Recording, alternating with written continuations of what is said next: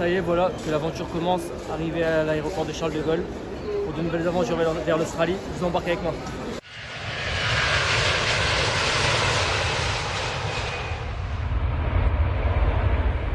Bon, c'est l'équipe après plus de 30 heures de vol. Nous voilà arrivés à Perth.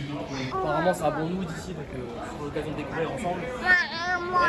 Bon, ça y est l'équipe, ça fait déjà un mois que je suis arrivé en Australie et je pense qu'il est grand temps de vous faire un retour sur mon premier mois passé ici et je vous explique tout ça bien évidemment juste après l'introduction.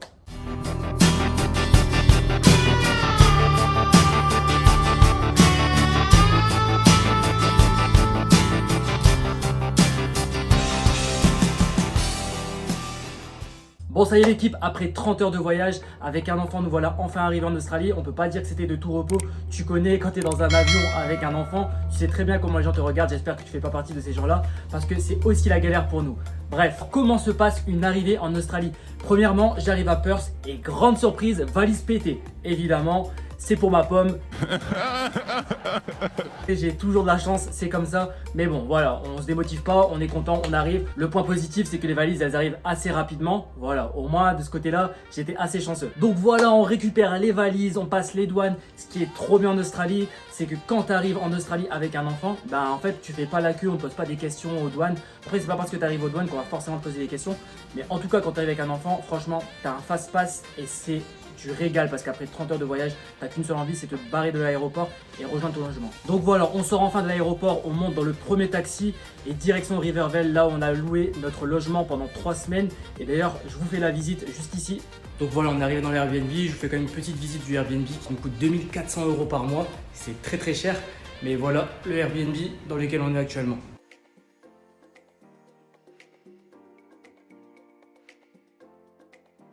Donc voilà, on arrive dans le Airbnb. Malheureusement, le Airbnb ne dispose que d'une seule chambre. Et le tarif pour un mois, c'est 2400 €. Non, non, t'as pas rêvé, je ne plaisante pas, c'est pas 2400 $, c'est 2400 € par mois pour un appartement avec une seule chambre. What?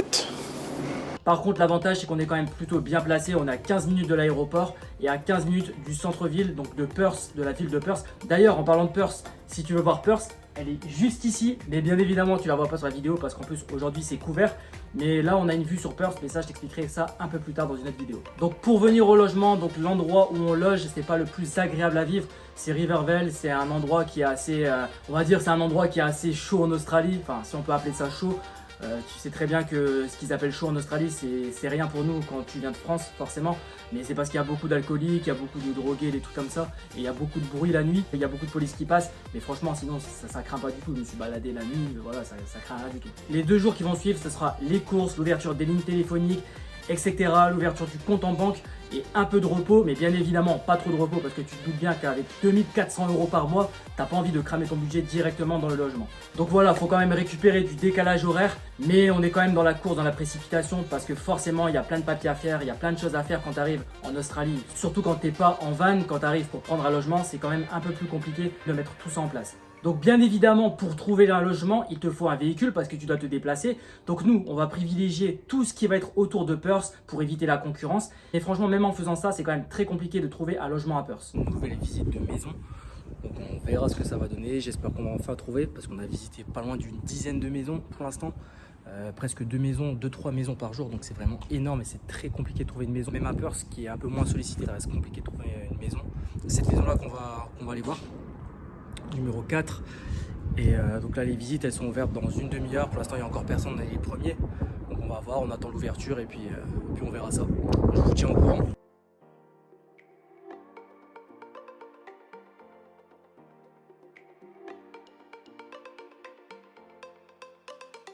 Donc voilà, on va voir à Butler, on va voir à Alkimos comme ici ci-dessous dans cette vidéo. Aujourd'hui on est à Alkimos. On va visiter une petite maison dans le coin, donc en tout cas ça a l'air d'être super joli, super beau. Là il y a une belle plage à côté, donc apparemment c'est la plage numéro 1 la plus sécurisée de Perth. Donc ce sera l'occasion d'aller voir, faire un tour et puis vous dire ce que j'en pense. Donc là vous avez comme une espèce de digue en fait, comme une espèce de digue qui mène directement à la plage ici. On voit pas bien sur la vidéo, je vais pas avancer parce que j'ai pas envie de retirer mes pompes, mais franchement l'eau elle est grave belle en tout cas. Donc voilà, tout ça c'est les banlieues de Perth, c'est les alentours de Perth, c'est pas dans Perth même, c'est à 30, c'est à une demi-heure, 40 minutes de Perth. Mais forcément, pour trouver un logement plus facilement, on essaie de s'éloigner au maximum de la ville. mais c'est quand même la galère. Heureusement, par chance pour le véhicule, à la deuxième visite de véhicule, on l'a acheté directement parce qu'on est tombé sur une bonne occasion. Et du coup, on a sauté directement sur l'occasion. D'ailleurs, tu peux voir la vidéo du véhicule juste ici si ça t'intéresse.